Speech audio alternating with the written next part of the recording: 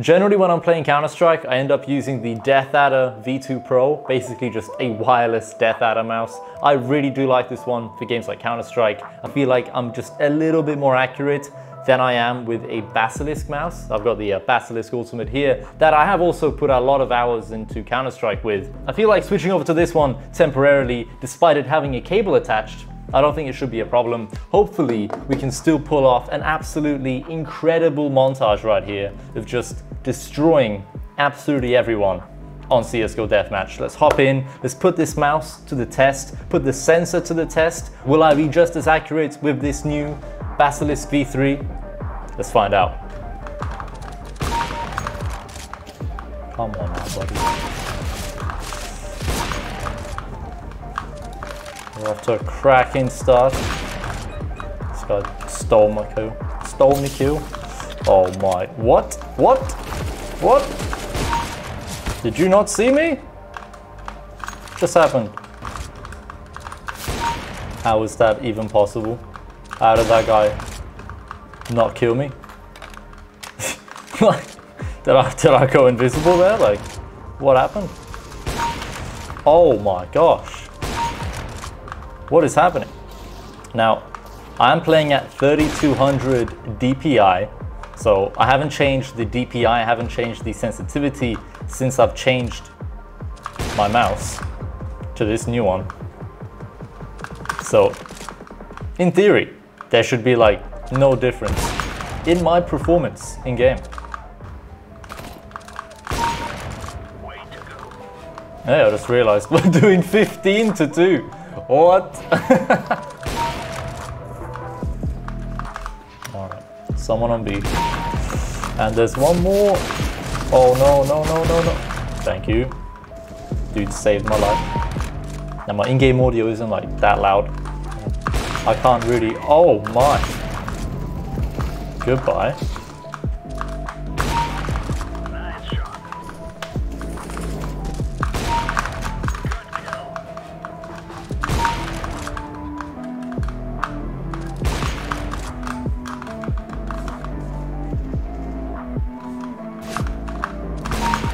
I got a shotgun.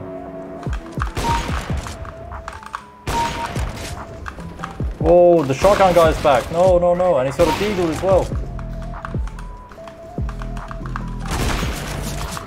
Oh, dude, I saw a shot like right above him. His crouch saved him. Straight up.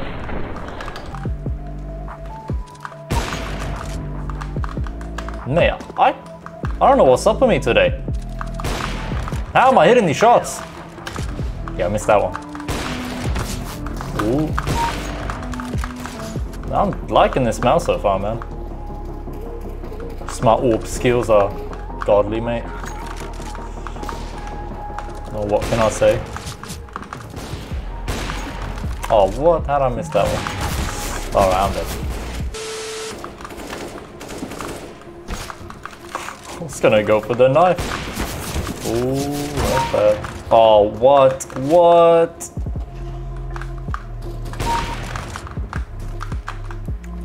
Settle down. Heal up. God, just waiting for me, bro.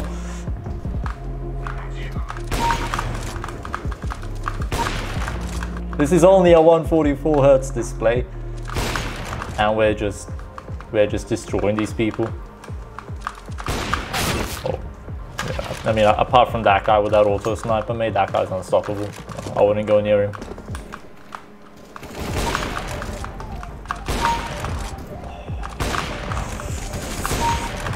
Bro, whoa. Very intense there. Dude, that's like milliseconds. Dude. Oh man, oh man, oh wait, who killed him? Oh, it's me. And then we have another guy AFK. Bro, this is absolutely crazy. That guy messed up, he shot at me, he messed up, bro.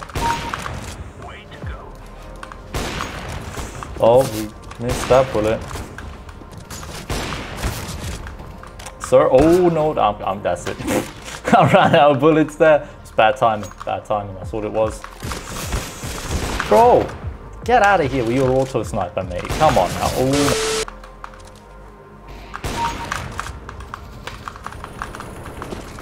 Don't do what I just did there. It rarely ends well. That auto sniper guy, you know, I don't like him very much. Oh.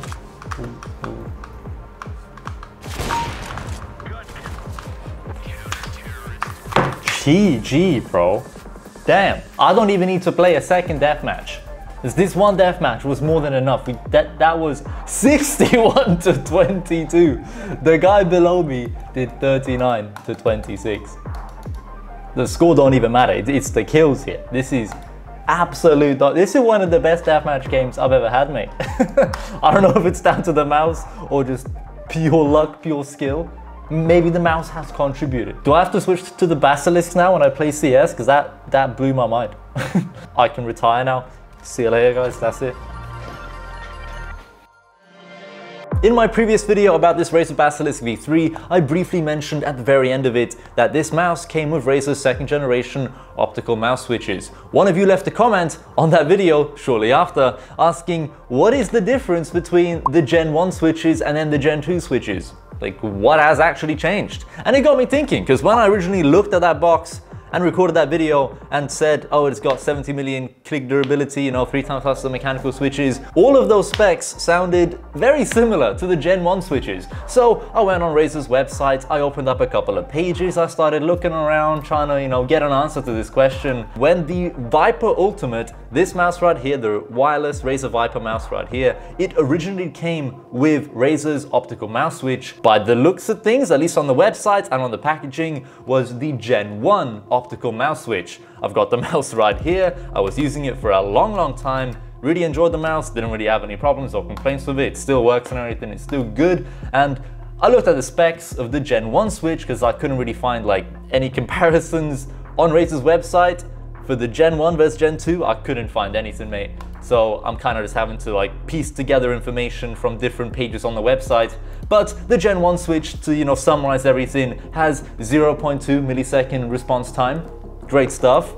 Then you look at the Gen 2 switch, and it also has 0.2 millisecond response time. All right, so maybe they improved the durability, you know, Gen 1 to Gen 2, yeah, crank the durability up. 70 million click durability on the Gen 2, and if we scroll down on here, 70 million click durability on the Gen 1 as well. So like, there's no durability improvement, the speed's still the same. What is different, man? I did a little bit of research into this because I did want an actual answer.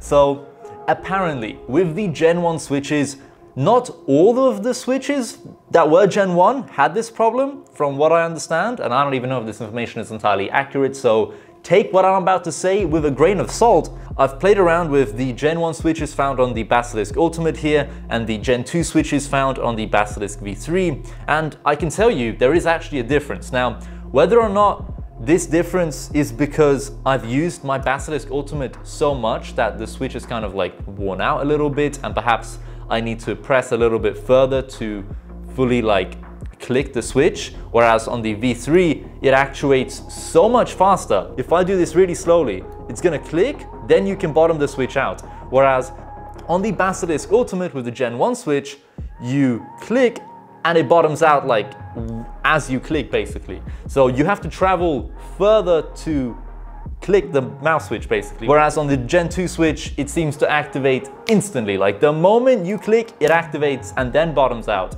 So that is absolutely an improvement. It's just a very tiny improvement by the looks of things. Whether or not there are other changes behind the scenes as well that I just haven't found an answer to online, maybe, but there does seem to be an actually improved switch design. Apart from that though, one thing I want to touch on is RGB. Once again, this is like an RGB focused channel, and I ended up launching Apex Legends on my PC. I'm gonna put some B-roll on the screen right now so you can see everything just reacting, going crazy. When you're choosing a champion on Apex Legends, even though this Razer Basilisk V3 is like a brand new mouse, it just came out, the Razer Chroma supported games immediately worked with the mouse without any extra like configuration on my end, as long as I go into Razer, the Razer software, and I go over to Connect.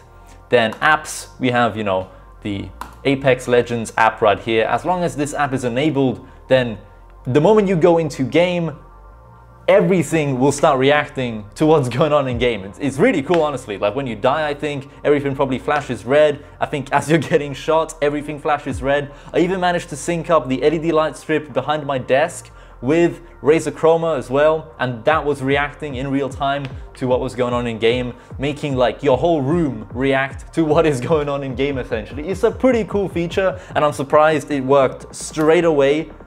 I didn't even have to update anything in game, it just worked right away. Despite this being a brand new Razer product, it synced up fine. My whole PC internals were reacting to what's going on in game as well. It's dope, like really good integration. And Apex Legends isn't of course the only game that supports Razer Chroma game integration. There's a lot of games out there now, and hopefully more and more games keep getting added. If you're watching this video and you have a Razer mouse, or frankly any Razer product, this part of the video might be quite interesting for you in case you didn't know this was even a thing in the software. You can go over to the Profiles tab and then select your mouse, keyboard, whatever you want to like mess around with, and you can link a program, not just a game, literally any bit of software can be linked to Razer.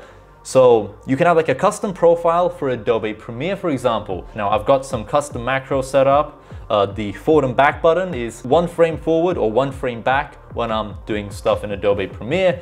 Very handy. The thumb button is now Alt, so I can press Alt and then like zoom in and out of my timeline instead of scrolling through my timeline. Makes it a little bit faster, a little bit more efficient. I'm a fan. I'll show you my CSGO profile. So I've got an FPS game mode right here. I've got one for 3200 DPI and one for 26,000 DPI. If I just want to like, I don't know, spin in circles at an incredibly high speed, I can quickly hit a button and just go mad.